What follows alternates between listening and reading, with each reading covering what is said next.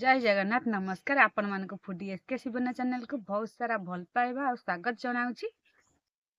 देखो शागुतक सब grinder jar नहीं जाइए आम चलत ग्राइंडर कर चिकन करी ग्राइंडर पूरा गुंड कर पानी दबानी सुखिला सेमती देखो मुझे ग्राइंडर कर आनी तथापि पूरा प्लेन कर गुंड होती आम टी चल दबा और खदीरा अंश जाक बाहर करदा गोटे चालनी साहाଯ୍ୟରେ हम कौन कर अल्प नहीं चल दबा देखा केते खदरा अंश बाहर नहीं थाई दे चालनी साहाଯ୍ୟରେ अल्प शागु चूना को चल दबा और सब खदीरा अंश जाक आम बाहर करदबा देखो केते खदीरा अंश बाहर जामती आम जिते शागु नहीं सब जाक चल दबा किंतु केते प्लेन चूना हो गला आम चूना साइड रखीदबा चल बनइबा बसई देची आम से 2 गिना पानी देदबा गोटे बड़ गिनारे 2 गिना पानी नहीं जाइए पानी टाक आम फुटा दबा पानी केमती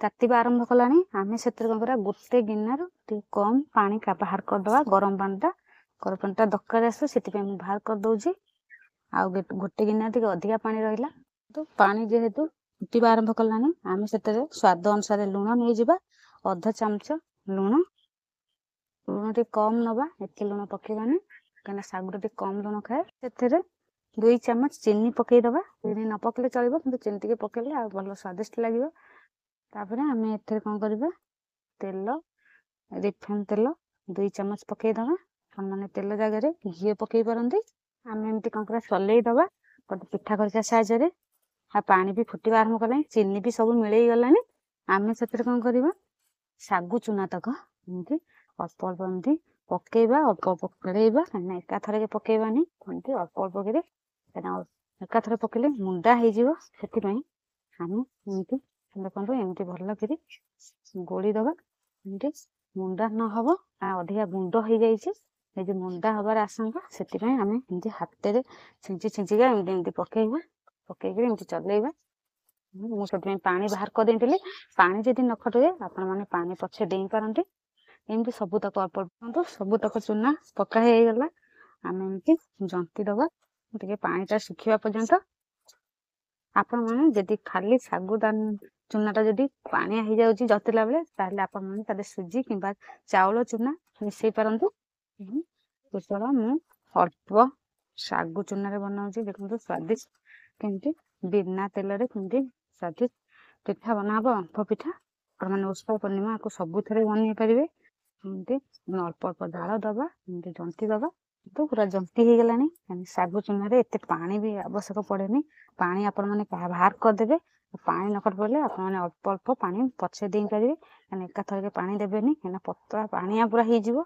बनया को भी असुविधा हम देखो जेहेतु देखो जंती हो गलानी पूरा बहलिया ही आसलानी आम कौन करवा गोटे प्लेट को बाहर करदबा आ ठंडा हवा दबा जी सब जंतणी की ठंडा हो गले सी पूरा सुखीज देखो टे अल्प ठंडा हो गलानी आम पानी हाथ हो गरम पानी जो काटती से ठंडा हो गलानी से आम अल्प अल्प चकड़ दबा ना उत्साह चकड़ा गरम नथब गरम थे चकड़ी हेनी कहीं हाथ फुटुका हो उत्साह अल्प अल्प चकड़ दबा देखो पूरा भल से चकड़ी हो गला आम कौन कर पानी हाथ होपर गोटे गोल करवा पूरा चकड़ाटा जमी हम पूरा प्लेन के चकड़ा हम जेहेतु बहुत नरम अच्छी जेहेतु शागु चूना होती कर फाटव कि आम बनईदे देखो एमती जो खोलटा बनईबा ना एत मोटा नुह ना एत पतला नुह एमती आम बनईदा जमी आम पिठा बनाऊ सबुतक पिठा मुझे जहाँ भी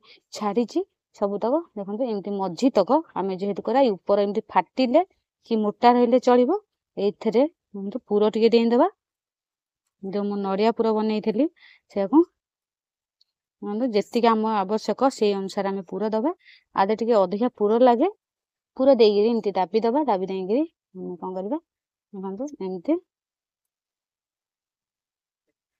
आम एमती ऊपर तक सोदुआ तक जो बाहर करदे आम एमती सब पानी हाथ ही मारदबा पानी हाथ तेल हाथ मारे जेहेतु देखो एमती गोल करदे पूरा साइज भाव गोल हो गला एमती आम सबुतक एमती बनईदबा କିନ୍ତୁ ସବୁତକ ବନା ହେଇଗଲା। ଚାଲନ୍ତୁ ଆମେ ବନେଇବା। ମୁଁ ପାଣି ବସେଇ ଦେଇଛି, ପାଣି ବସେଇ ଗୋଟେ ଷ୍ଟାଣ୍ଡ ଥୋଇ ଦେଇଛି। ଆଉ ଯୋଉଠି ଇଟିଲି ହଇ ସେଇ ଷ୍ଟାଣ୍ଡଟା ଥୁଆ ହେଇଯାଇଛି, ପାଣି ବି ଫୁଟି ହେଲାଣି, ଗରମ ହେଇଗଲାଣି। ଆମେ ପିଠାରୁ ଗୋଟାଏ ଗୋଟାଏ ଷ୍ଟାଣ୍ଡରେ ଏମିତି ଥୋଇଦବା। ଷ୍ଟାଣ୍ଡରେ ଆମେ ପୁରା ଫୁଲ ହେଇଗଲା, ସେମିତି ଆଉ ଗୋଟେ ଷ୍ଟାଣ୍ଡରେ ନେଇଯିବା। ଗୋଟେ ଘୋଡ଼ଣୀ ଘୋଡ଼େଇ ଦିଆ ହେଇଗଲା। ଆମେ 12 ମିନିଟ୍ ପର୍ଯ୍ୟନ୍ତ ଛାଡ଼ିଦବା। 12 ମିନିଟ୍ ପରେ ଆମେ ଦେଖିବା ପିଠାଟା ପୁରା ସିଝି ଯାଇଥିବ। ଦେଖନ୍ତୁ ପୁରା ହେଇଗଲାଣି 12 ମିନିଟ୍। ଆମେ କଭର କାଢିକି ଦେଖିବା। ଦେଖନ୍ତୁ କେତେ ବାମ୍ଫ ବାହାରିଛି। ଆଉ ବି ଦେଖନ୍ତୁ ସେଇ ସିଝି ଗଲାଣି। ଆମେ କଣ କରିବା, ତଳକୁ ବାହାର କରିଦବା। ଥଣ୍ଡା ହେଇସାରିଲା ପରେ ଦେଖିବା, କାହିଁକିନା ବହୁତ ନରମ ଅଛି। ଏବେ ବାହାର କରିଦେଲେ ଭାଙ୍ଗିଯିବ। ତଳକୁ ବାହାର କରିଦବା। ଥଣ୍ଡା ହେଇସାରିଲେ ପୁରା ଭଲ ସେ ଥଣ୍ଡା ହବାଟା ଦରକାର। ବନ୍ଧୁ ଆପଣ ମାନଙ୍କ ପାଇଁ ରେଡି ହେଇଗଲା ଶାଗୁରେ ସ୍ୱାଦିଷ୍ଟ ସିଝା ପିଠା। ପୁରା ସହଜ ବନାଇଛି, ପୁରା ନୂଆ ପରେ ଆପଣ ମାନେ ଶାଗୁରେ ଏମିତି ବନେଇଲେ ଖାଇଲେ ବି ଜାଣିପାରିବେନି କୋଉଥିରେ ବନା ହେଇଛି। ପୁରା ନରମ କେମିତି ହେଇଛି, ପାଟିରେ ପୋକକୁ ମିଳିଯିବ। ଆରେ ବି ପୁର ବି ଦିଆ ହେଇଛି। ଆଉ ମୁଁ ଆଶା କରୁଛି ଆପଣ ମାନଙ୍କୁ ମୋ ରେସିପିଟା ଭଲ ଲାଗିଥିବ। ଆଉ ପୁରା ସହଜ। ଆଉ କେମିତି ଲାଗିଲା ଗୋଟେ କମେଣ୍ଟ ଦିଅନ୍ତୁ। ଆଉ ବର୍ତ୍ତମାନ ମୁଁ ରହୁଛି। ଆପଣ ମାନଙ୍କ ଭଲ ପାଇବା ଆଶୀର୍ବାଦ ରହିଲେ ମୁଁ ଆଗକୁ ଆପଣ ମାନଙ୍କ ପାଇଁ ଆଉ ନୂଆ ନୂଆ ରେସିପି ନେଇକି ଆସିବି। ଜୟ ଜଗନ୍ନାଥ, ନମସ୍କାର, ଧନ୍ୟବାଦ।